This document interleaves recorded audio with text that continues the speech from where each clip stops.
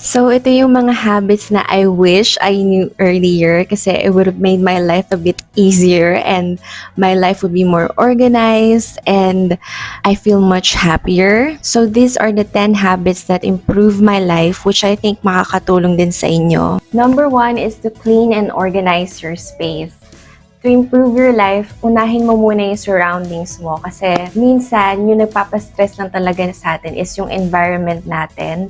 And when you clean and organize your environment, parang dun din nawawala yung stress. Mag-declutter ka ng mga gamit na hindi mo na ginagamit and be more mindful sa mga next purchases mo. I'm not saying na maging minimalist ka, but you should only keep the things that sparks joy to you and yung functional lang para sa'yo. I do keep yung mga sentimental items, pero I make sure na konti lang sila and I have space for them. So whenever I do this, napansin ko, mas mabilis na yung cleaning time ko and I always end up with having more time doing something else. And na-lesson yung paghahanap ko ng mga nawawalang gamit kasi everything has a place and everything must stay in its place. Kasi pag yung paligid natin magulo, parang yung isip din natin is magulo. So, clean and organize your space. Number 2 is improve your eating habits.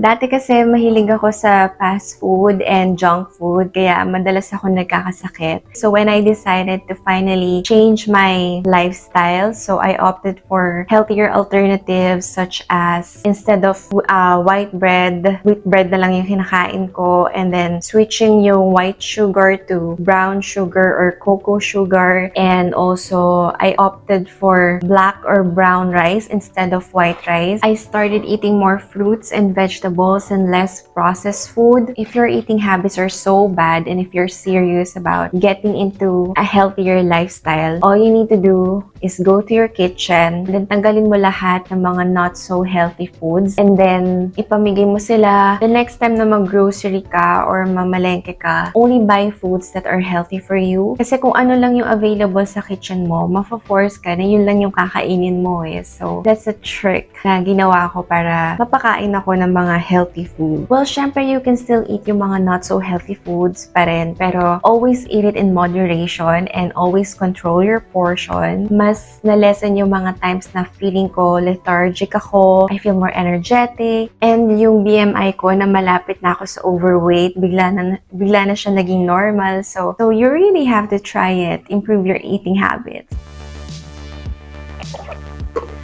Third is to drink more water. Siyempre, narinig mo na to, alam mo na to, bata pa tayo, sinasabihan na tayo to drink more water. Pero kasi, ilan ba sa atin yung talaga sumusunod sa advice na to? Alam ko yung feeling kasi nagka-dehydration na ako once.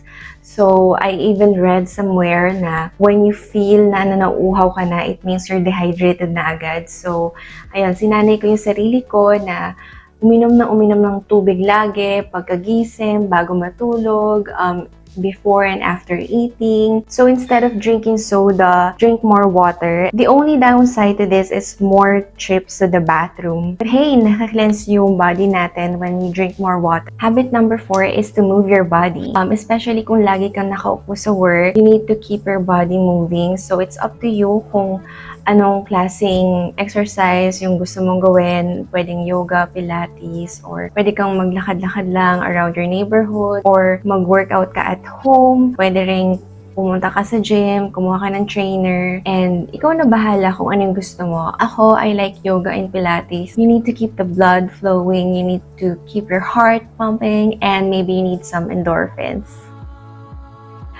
This is what happens when you're a writer. Parang feeling ko dapat maarte yung mga sinasabi ko. So, there. Habit number 5 is do stretching or yoga. When I started doing yoga back in 2010, pakiramdam ko mas naging flexible na. Dati nagkakaroon ako ng back pain pag nag-yoga ako, pero ngayon wala na. I can do the splits now and other yoga poses. And the thing about yoga is, akala mo yung mga yoga poses na mahirap gawin is, it's impossible. Pero ngayon, I can actually do it now kasi I actually do it every single day. So, it's kind of life-changing for me. So definitely do some yoga. If you want to learn more yoga poses, check mo lang yung mga videos ko about that. Meron akong playlist. Habit number 6 is to be a constant learner. Google can be your best friend, unlike before na kailangan mong pang bumili ng books to learn. Ngayon, you can take advantage yung mga free resources sa internet. I have learned to practice yoga, so self-taught lang talaga ako.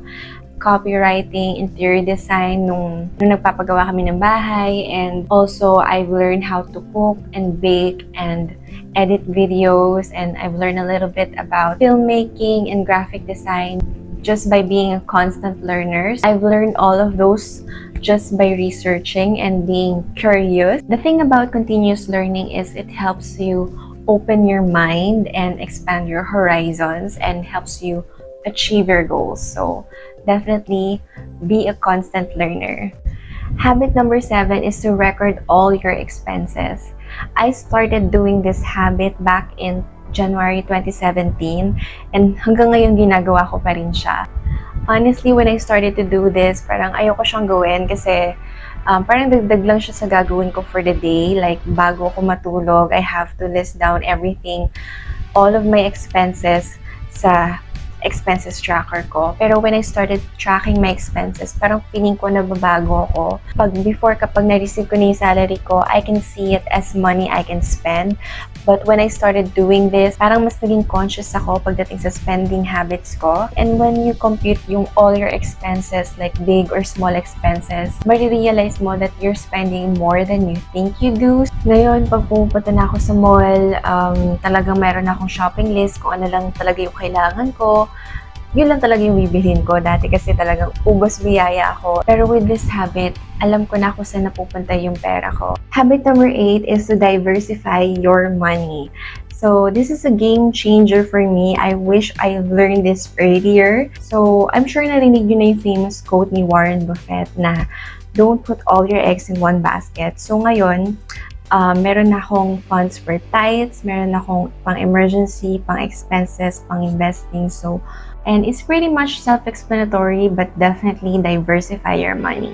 Habit number 9 is to write down at least 3 things that you're grateful for every single day. So if you're suffering from pessimistic thinking, I suggest that you start a gratitude journal, and may mga araw na feeling mo parang wala kang masulat kasi parang you can't think of anything that you're grateful for, pero you just really need to push and think harder, and meron lagi yan. It can be something simple like I have eyes to see, or we have roof over our heads, and we have food sa table natin. So, minsan, tinitake advantage lang natin yung mga bagay na yun. So, we have to stop, be grateful, and appreciate what we have. Kind of like counting our blessings. So, there. Habit number 10 is practice single tasking. We live in a fast-paced world now where everything goes quickly. At dahil dyan, we have to keep up and adjust.